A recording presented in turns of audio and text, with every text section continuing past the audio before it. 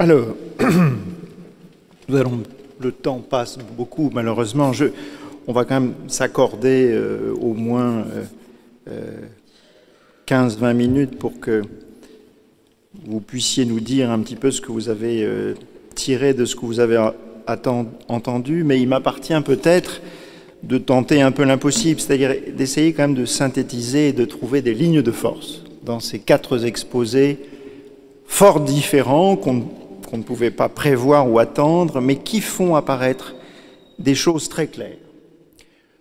Le premier exposé d'Inès Safi, incontestablement, a mis l'accent sur ce qu'on appelle l'herméneutique, c'est-à-dire le fait que quand on a un texte, il nous appartient de l'interpréter.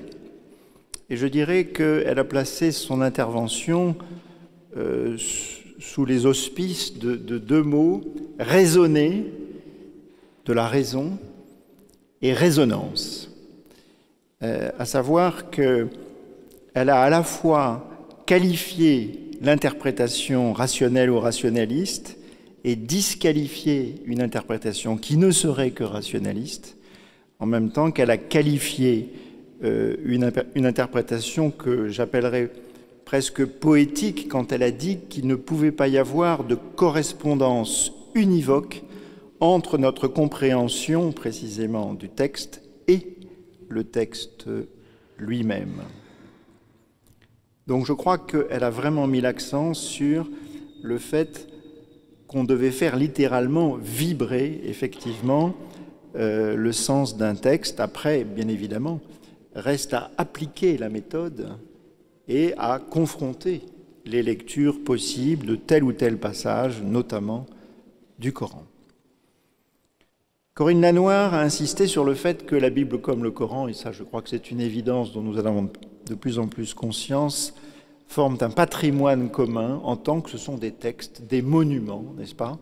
Vous faites quelques mètres, vous allez au musée du Louvre et rien ne nous étonne plus aujourd'hui puisque nous voyons effectivement des œuvres qui appartiennent à des contextes différents, qui sont ensemble. Comme dit Malraux, notre monde de l'art, c'est le monde dans lequel la statue égyptienne d'un mort et un crucifix roman peuvent devenir des œuvres présentes. Eh bien, la Bible et le Coran sont pour nous des œuvres présentes, ce sont des présents. Elle a beaucoup insisté, en prenant les aventures de Salomon et de la reine de Saba, sur le fait de se recevoir, de prendre le risque de ce qui se passe quand on se reçoit, et le risque que l'on prend quand on fait des cadeaux ou quand on accepte de recevoir des cadeaux.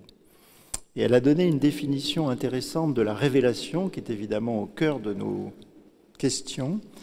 Elle a dit que la révélation, c'est le fait qu'un langage, tout d'un coup, renouvelait notre propre compréhension aussi bien de nous-mêmes que du monde. Et à ce moment-là, elle insiste, me semble-t-il, sur le fait que la révélation, c'est pas simplement, pour le coup, le signifié ou le contenu de ce que l'on dit, mais que c'est une manière de parler différente qui nous fait voir les choses différemment.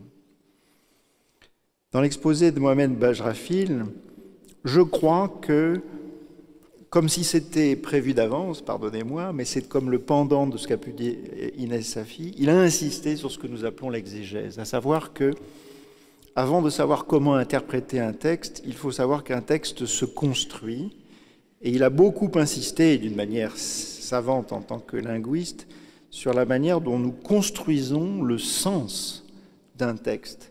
Il a beaucoup insisté sur le fait que le sens de ce que nous disons ou de ce que nous écrivons n'est pas dans les mots, ni même entre les mots, mais finalement entre les mots et les choses, ou entre les mots et le monde dans lequel nous nous trouvons, ou entre les mots et les gens qui les emploient.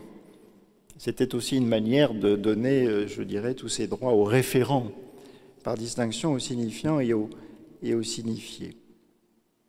Et il a dit aussi une chose intéressante concernant la révélation, à savoir que pour révéler qu'elle soit, et même si elle vient d'en haut, si j'ose dire, même s'il n'a pas employé ce terme-là, encore faut-il que cette révélation soit compréhensible et dans une langue humaine, ce qui humanise incontestablement via la langue une révélation, fût-elle réputée, encore une fois, existante de toute éternité dans une certaine tradition théologique.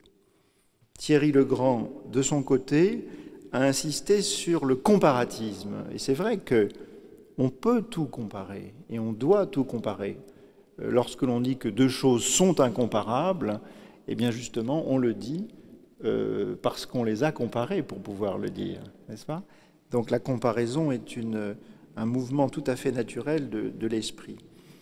Et ce sur quoi il a insisté, et qui me paraît précieux, puisqu'on ne peut pas non plus être toujours dans le consensus, c'est qu'une des caractéristiques du Coran, c'est qu'on peut y voir des parallélismes d'images avec d'autres textes, ceux du judaïsme comme ceux du christianisme, et que, effectivement, c'est une autre manière de donner du sens à tel ou tel personnage ou à telle ou telle légende biblique.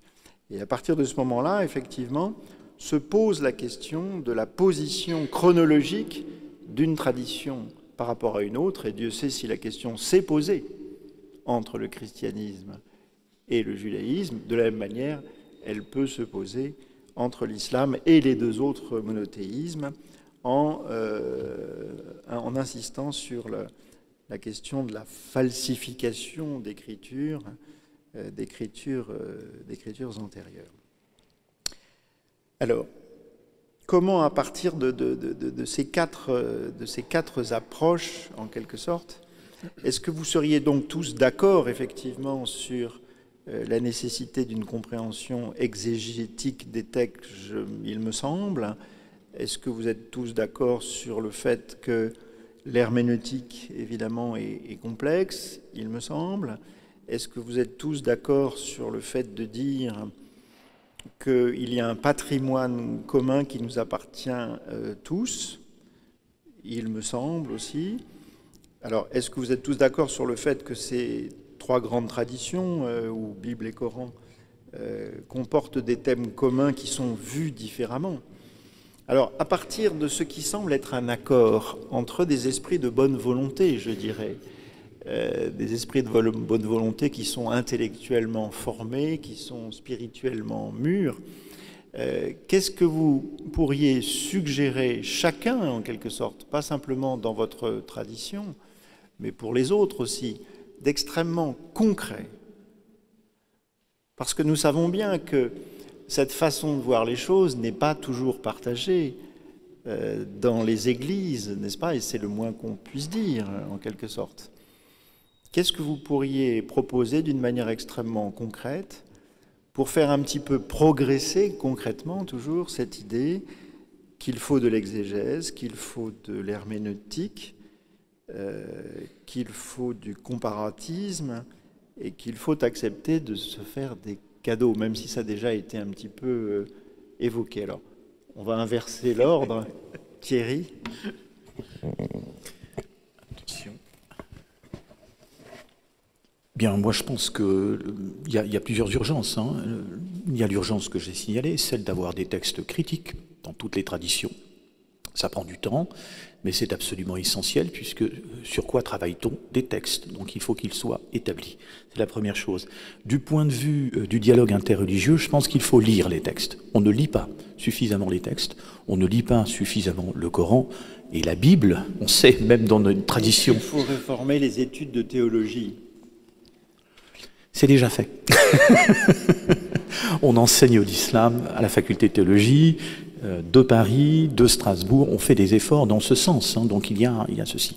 Donc la lecture des textes. Mais plus que cela, je dirais, les facultés de théologie, c'est une chose. Mais les groupes locaux, alors je parle du christianisme, les églises, les communautés mériteraient qu'on aille les visiter avec des formations, je dirais, au judaïsme, à l'islam, etc. C'est ce qui est en train de se faire d'ailleurs, progressivement, notamment en Alsace. Mais lire les textes, et alors les lire de manière encadrée, avec des gens qui vont expliquer un certain nombre de choses, parce qu'autrement, on risque, à mon avis, on risque le pire. C'est-à-dire que si vous lisez le Coran sans être un tout petit peu, je dirais, formé, ou la Bible, hein, de l'autre côté, sans être formé à l'exégèse, à l'analyse critique, au contexte, etc., eh bien, vous risquez d'y voir des choses difficiles et dangereuses pour le dialogue interreligieux. Donc voilà, lecture, et j'ajoute aussi recontextualiser les textes, comme vous l'avez dit, hein, ça c'est très important, on lit un texte dans son contexte historique, sinon on part de travers, c'est clair. Je pense qu'il y a une notion qui était en sous-entendu, en sourdine dans nos différents exposés, aussi divers et variés qu'ils aient pu être, qui est la notion de vérité. Finalement, cette notion avec un grand V renvoie à ce que chacun de nous estime ou pense ou est convaincu d'être, j'ai envie de dire, habité, animé par cette notion de vérité. Moi, je crois en l'islam parce que j'ai fait le choix d'eux, même si malheureusement les religions aujourd'hui s'héritent davantage qu'elles ne s'embrassent. Ce serait une autre question à poser, raison pour laquelle je trouve que les personnes qui se convertissent sont des personnes qui ont au fond fait le choix d'eux, donc sont plus à même de poser un regard de questionnement et d'interrogation que quelqu'un qui dit avoir hérité quelque chose. Mais je pense que la première des choses, la première marche que nous devons franchir pour pouvoir échanger, disputer, n'est-ce pas, au sens de la disputation, c'est celle de l'acceptation de l'autre. Je pense qu'il ne faut pas que, parce que je suis convaincu de ma vérité, je refuse à l'autre qu'il puisse également avoir la sienne. Et ça, c'est quelque chose qui, aujourd'hui, comme d'ailleurs autrefois, fait défaut parce que nous sommes à un moment de crise. En réalité, quand on regarde l'histoire et on la remonte un peu à l'envers, on s'aperçoit que quand on arrive à des moments charnières, eh bien, il y a des affrontements. Un exemple tout bête, aujourd'hui, les gens qui parlent de l'islam, qui ne sont pas musulmans et qui ont par exemple des comptes à régler avec eux-mêmes et avec les musulmans, qu'ils rendent responsables de tous les maux du monde, eh bien, on les entend sortir de la tradition musulmane, de l'héritage islamique, des horreurs absolues, comme si il n'y avait pas autre chose à voir. Et du coup, on tord les chiffres, on tord même les événements historiques, alors qu'en réalité, aucune de ces religions, parce que portées par des hommes, n'étant, de mon point de vue, et je peux me tromper, je suis prêt à en discuter, n'est en mesure de donner des leçons d'humanité aux autres. C'est-à-dire que au nom de chacune de ces religions, à un moment donné de l'histoire, il a été commis des atrocités sans nom. Et à partir de là, qu'est-ce qui se passe? À partir de là, ce qui se passe, c'est que nous qui aujourd'hui les regardons, ne devons pas avoir honte de dire que, par exemple, cette partie de l'histoire de l'évolution de ma religion, elle est dedans, je ne la nie pas, mais ce n'est pas moi. Aujourd'hui, j'entends des gens parler du fait que les musulmans interdisent, par exemple, que l'on reconstruise ou qu'on construise des églises en terre musulmane. Il se trouve que, dans l'histoire, allez en Égypte. Les églises d'Égypte ont toutes été, et en tout cas en grande partie, construites au temps des compagnons du prophète.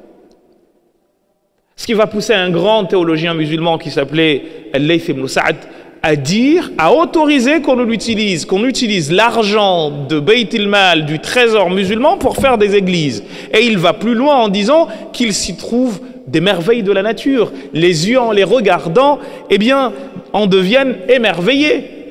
Mais lui, c'est un fondateur d'école juridique comme le malikisme.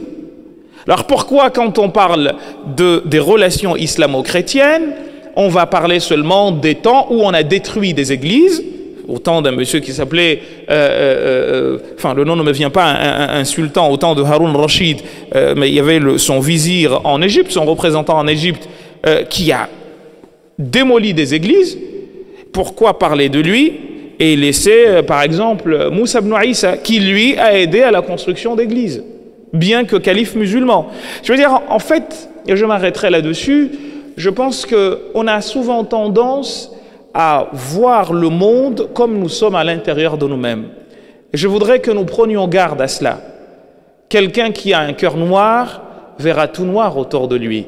Il faut à un moment donné savoir lâcher prise et se dire le mal a triomphé des siècles durant ou des décennies durant.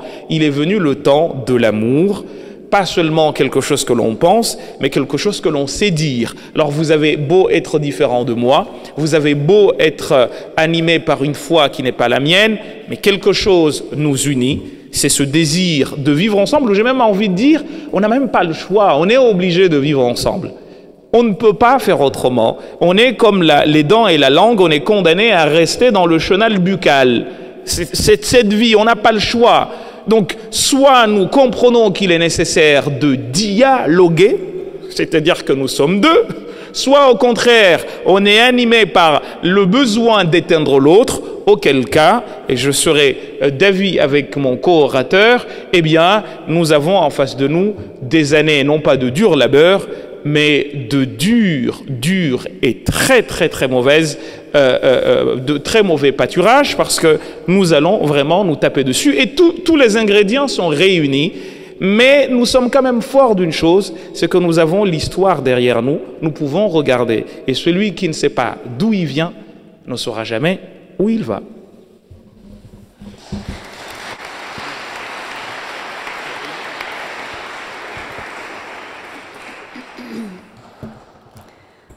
Pour enchaîner avec ce qui vient d'être dit, effectivement, connaître son passé, ça permet de construire le présent et éventuellement l'avenir.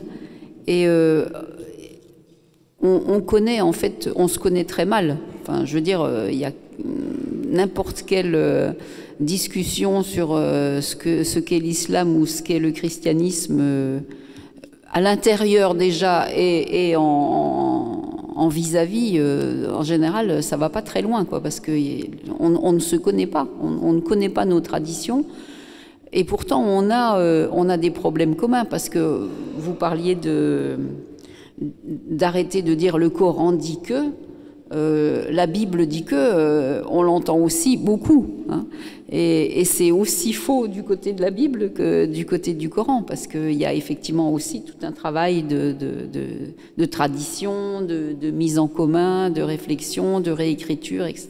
Donc il y a des processus communs, mais qui sont complètement méconnus. Donc là, ben, je pense qu'il n'y a pas tellement d'autres solutions pour pouvoir en connaître davantage que de se rencontrer.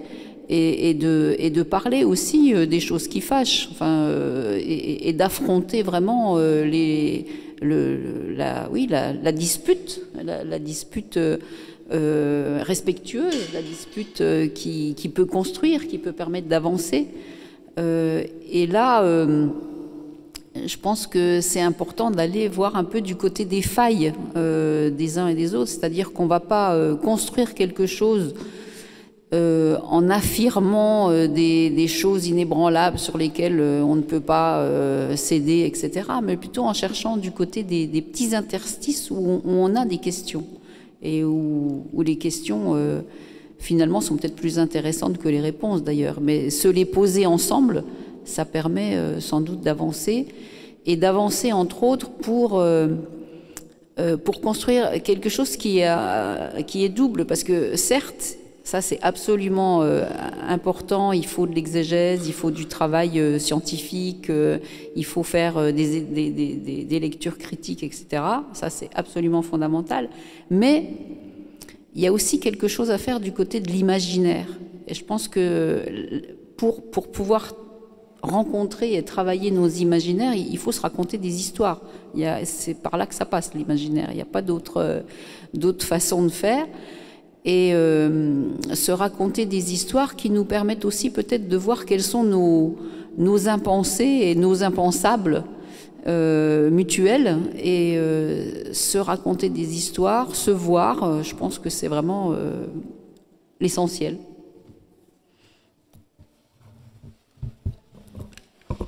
Oui, alors j'aurais beaucoup de commentaires à faire. Merci beaucoup pour les interventions que j'ai écoutées. Évidemment, je partage complètement aussi un point essentiel que je ne pouvais pas évoquer sur la contextualité. Mais j'ajoute, mais peut-être que c'était dans les propos des propos Mohamed, c'est aussi l'importance, prendre en compte le fait que le langage, ce que nous dit un mot en arabe actuellement, n'est pas nécessairement celui qui n'avait pas le même sens à l'époque non plus. Et il y a aussi un sujet tabou que je vais peut-être pas effleurer là à la fin de la session, c'est aussi l'historicité du Coran. Le problème, c'est que on n'est pas du tout dans les hypothèses qui maintenant sont considérées plus ou moins farfelues, que le Coran aurait été écrit 2 siècles, par exemple, ou 3 siècles après, puisqu'on a quand même des manuscrits, en particulier ceux de Sanaa, qui remontent vraiment à au dernier tiers donc du 7e siècle, donc on n'est pas du tout loin de la mort de Mohammed, sauf qu'il y a quand même un élément très important, c'est qu'il n'y avait pas la diacritique, c'est qu'il n'y avait pas les points qui permettent de donner des sons aux lettres. Et donc on pourrait imaginer que c'était vraiment plus un aide-mémoire pour que le Coran transmis oralement puisse avoir une sorte de référence. Et donc il y a des recherches très importantes en France, et je salue en particulier le travail donc au Collège de France, il y a eu François Desroches, voilà, qui travaille sur ces manuscrits. Et il faut qu'on arrête d'être crispé. Lui-même dit qu'en fait, il y avait beaucoup plus de flexibilité par rapport aux manuscrits de Coran qui circulaient à l'époque que l'on a actuellement, et que la version de Coran actuelle est imposée un peu par l'Arabie Saoudite. L'Arabie a réussi à faire ce que le calife Othman n'avait pas réussi à faire, à uniformiser cette vocalisation. Et cette volonté d'uniformité, pour moi, c'est une sorte de retombée de l'esprit de mondialisation, de vouloir, encore une fois, c'est un refus encore de la multiplicité que j'abordais tout à l'heure. Et donc, pour revenir, aller aussi dans le sens de ce qu'a dit Mohamed, je vous parlais de tiers exclus. Et donc, je pense qu'on n'est pas capable de dépasser ce tiers exclu là aussi. On n'est pas capable d'accepter qu'une proposition A et une proposition B, même si elles semblent différentes, puissent être vraies simultanément.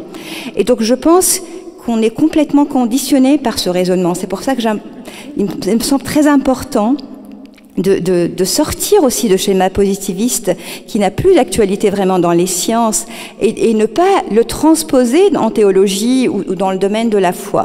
Et donc c'est vraiment parce qu'on peut imaginer que des formes différentes associées aux religions, aux pratiques religieuses, c'est pas parce qu'elles sont différentes, n'empêche pas qu'elles puissent à un autre niveau être unies. Et c'est pareil pour le féminin et le masculin. Dans la tradition islamique, c'est une certaine tradition, en tout cas doctrine, ce sont des contingences. On parle d'accidents ou de contingences, alors qu'à un niveau supérieur, il y a un saint qui disait « Mais Dieu, fais-moi, efface pour moi la différence entre masculin et féminin » pour aller justement vers cette unité-là. Et donc, je pense aussi que la dimension historique me semble très importante, parce que dans tous ces conflits, dans toutes ces crispations identitaires, souvent on va évoquer l'histoire, effectivement se dire nous on a tels ancêtres et nous, voilà, on a envie de reproduire les croisades, ou on a envie de faire rejaillir ces ressentiments qui sont pas du tout réglés, et je crois qu'il y a quand même une ignorance mutuelle, mais aussi effectivement moi, j'ai tendance, en tout cas, à valoriser. Je parle de plutôt essayer de montrer du doigt les fleurs au lieu de m'acharner ou de passer mon temps à montrer les mauvaises herbes. Et je crois qu'il y a tellement d'histoires qui sont méconnues, y compris sur les rois de Sicile, par exemple.